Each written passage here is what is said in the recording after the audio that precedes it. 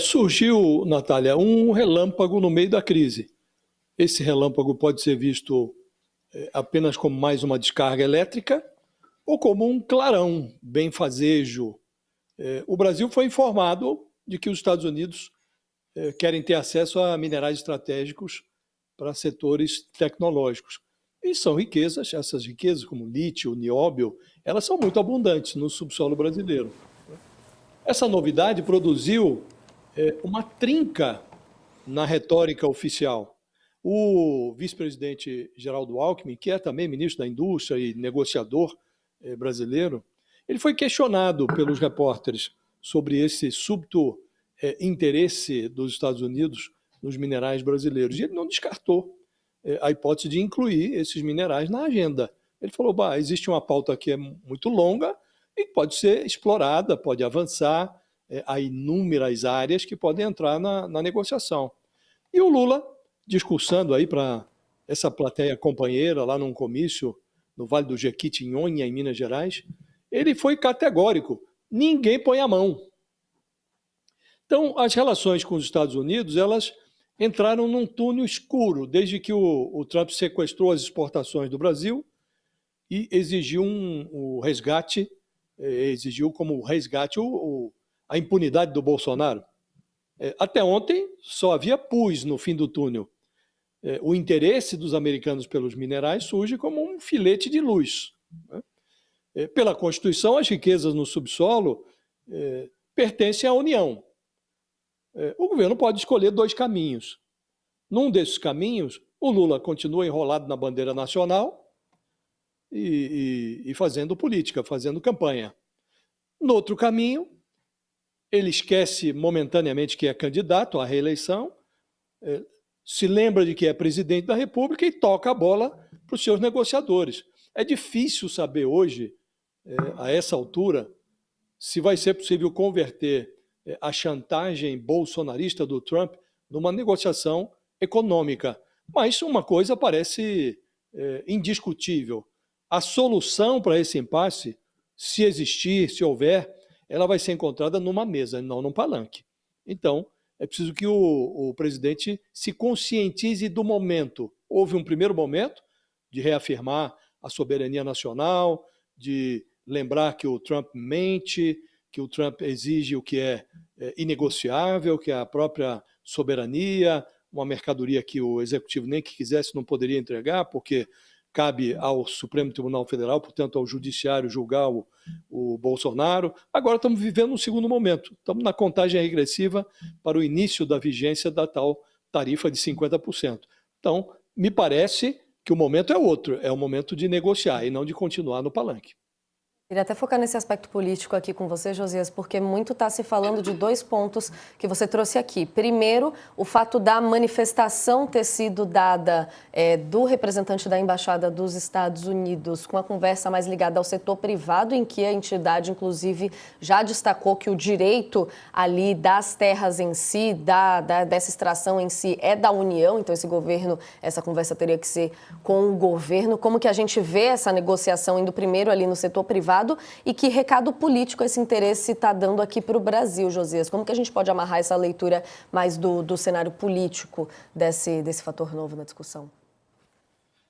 É sabido que o Donald Trump tem uma fixação por minerais úteis para fabricação de armas, para fabricação de equipamentos tecnológicos. Ele manifestou essa sua obsessão quando ameaçou invadir a Groenlândia, que é um território que pertence à Dinamarca e que tem lá reservas muito abundantes também de 25 dos 34 minerais considerados críticos tem lá no subsolo da Dinamarca. E ele voltou a manifestar essa obsessão por minerais raros quando exigiu da Ucrânia a assinatura de um acordo para compensar os investimentos que os Estados Unidos fizeram na guerra para que a Ucrânia pudesse enfrentar a Rússia depois que foi invadida. Né? E firmou um acordo lá recentemente com o Volodymyr Zelensky, o presidente da Ucrânia, dando acesso aos Estados Unidos a esses minerais raros na Ucrânia. Então, sabe-se que o Trump tem essa obsessão, né?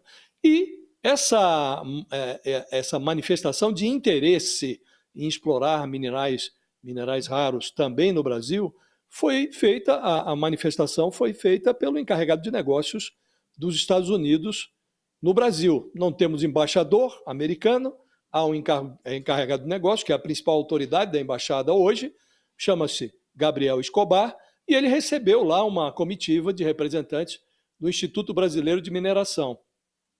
É preciso, em primeiro lugar, saber se esse Gabriel Escobar fala em nome da Casa Branca, se ele está expressando um desejo a pedido do governo americano ou se está falando de ouvir dizer. Então, esse é o primeiro ponto. É preciso saber até que ponto esse Gabriel Escobar está expressando um desejo da Casa Branca ou está falando ali de ouvir dizer, né?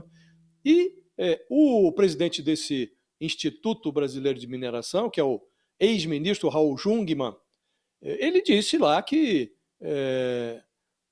pela Constituição, falou o óbvio para o representante americano, pela Constituição, esses minerais pertencem à União. Tudo que está no subsolo, petróleo, ouro, minerais raros, tudo isso pertence à União. E para explorar é preciso obter concessão da União. Cabe hoje ao Ministério de Minas e Energia expedir essas concessões. Então, ele disse o óbvio, é preciso negociar com o governo, não com uma entidade privada. E cabe ao governo, agora ciente desse interesse, tentar verificar, primeiro, se há, de fato, um desejo da Casa Branca, do Trump, do governo americano, de explorar minerais raros no Brasil. Se houver esse desejo, é preciso estabelecer as condições. Não há nada de impossível nisso, não há nada de desrespeitoso nisso. Um acordo bem feito, com vantagens para o Brasil. Há muito minério aí, o Brasil é a segunda reserva mundial em minerais raros, depois da China. Por que não explorar? Por que não aproveitar esse hipotético interesse para atrair uma encrenca que hoje está num campo político, um tarifaço que não tem motivação econômica, negociação que está emperrada, um caráter econômico e não político, essa seria uma oportunidade. Então é preciso saber se o interesse é genuíno, se não é só um sopro inconsequente de um representante dos Estados Unidos numa embaixada aqui, um sujeito de segundo, terceiro escalão da diplomacia americana, foi indicado para encarregado de negócio no Brasil, inclusive durante o governo do Joe Biden, não é um indicado do Trump. Então é preciso saber se ele está de fato expressando um desejo do governo americano, e se for genuíno esse interesse, não há nenhum desdouro em incluir minerais raros numa negociação eventualmente aberta com o governo americano. O nosso colunista de Tilt, o Diogo Cortis, para entender melhor do que se trata aqui, do que a gente está falando, do porquê estratégico esses minerais são, porquê até esses nomes todos, mas só para a gente amarrar essa primeira parte, Josias, na linha do que você já estava explicando para a gente, quando a gente vê o Lula, então, dizendo que não vão colocar a mão nos nossos minerais, fazendo essa defesa, o que a gente pode apontar ali como prós e contras dessa negociação, desse ponto especificamente, entrar agora nessa negociação com os Estados Unidos?